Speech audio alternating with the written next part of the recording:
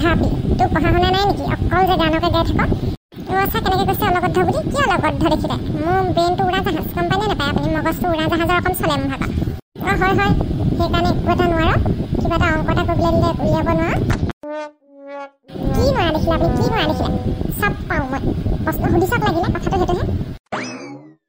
ডাঙৰৰ মুখে মুখে ক'বলৈ জানো কিবা এটা সুধিলে এনেও নোৱাৰিবি তই এতিয়া সেইদিনা মই ডালিমৰ ইংৰাজীটো সুধিলোঁ লেঠালিম বোলে তেনেকৈ কৈছ লাজ নাই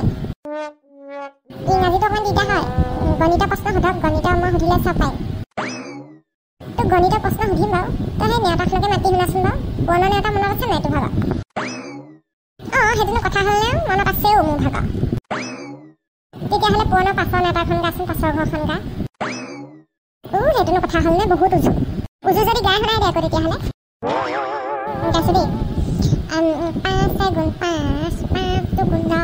5 3 গুণ 16 কি কালি তই 5 3 গুণ 16 কালিগে হে সেইখনে নেওতা মুখস্থ কৰিছ তই 5 3 গুণ 15 হেৰৌ গাধ নহয় ভুল লাগি গৈছে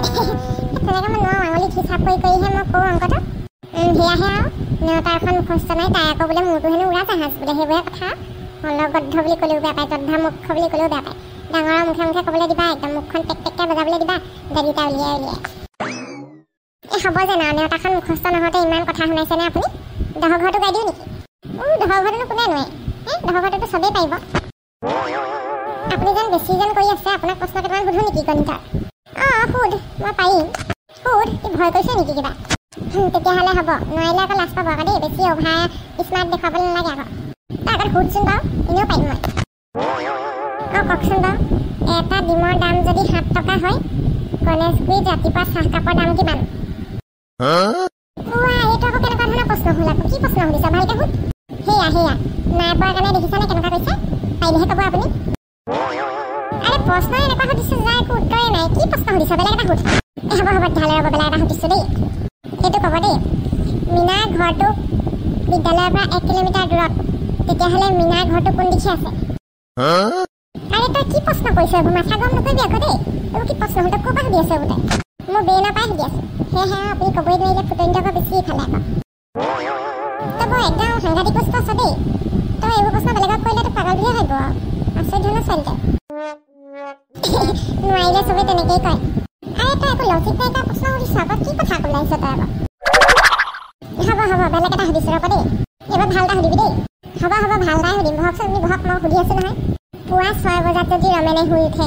তেতিয়াহ'লে সি কেই বজাত খেলিবলৈ যায় মই কেনেকৈ জানো আকৌ কেই বজাত খেলিবলৈ যায় কি কথাবোৰ সুধি আছ তই কি প্ৰশ্ন সুধিছ বোলে চা কেনেকৈ দাং খাই আহিছে প্ৰশ্ন এতিয়ালৈকে 3টা সুধিলোঁ এটা উত্তৰ ক'ব নোৱাৰিলে আকৌ ফুটনিটো চা আকৌ তই প্ৰশ্ন সুধিছ কেনেকুৱা বাৰু ভাল প্ৰশ্ন ইমান আছে সেইবোৰ নুসুধ কি অগ্ৰং বগ্ৰং প্ৰশ্ন সুধি পেলাই আহিছ মানুহে নোৱাৰিলে তেনেকেই কয় পাৰিলেহে ক'ব উত্তৰটো তেনেহ'লে তই কচোন বাৰু ৰমেনে কেইটাত খেলিবলৈ যায় 3টা বজাত যায় ইমান সহজ কি তই কেনেকৈ জানিলি 3টা বজাত যায় বুলি জানো মই এইবোৰ আকৌ কি কথা আকৌ উল্টা পুল্টা আপুনি কেনেকৈ জানিলেনো 3টাত নাযায় বুলি মই কৈছোঁতো 3টাত খেলিবলৈ যায় বুলি 3টাতে যায় হ'লতো বেলেগ আছ আকৌ দেই তোৰ লগত মই নোৱাৰিম মই নোৱাৰিম হাত দাঙি দিলে নেকি হাত দাঙি দিছোঁ মই নোৱাৰোঁ দেই তোৰ লগত বুলিয়া পাগল কৰি মাৰিব দেই এইবোৰৰ লগত কথা পাতিলে মেণ্টেল হ'ব লাগিব পাগল কৰি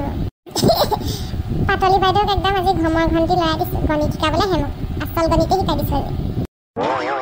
নাই মই নোৱাৰিম দেই মই নোৱাৰিম আৰু মাথাটো বিষাই গ'ল মোৰ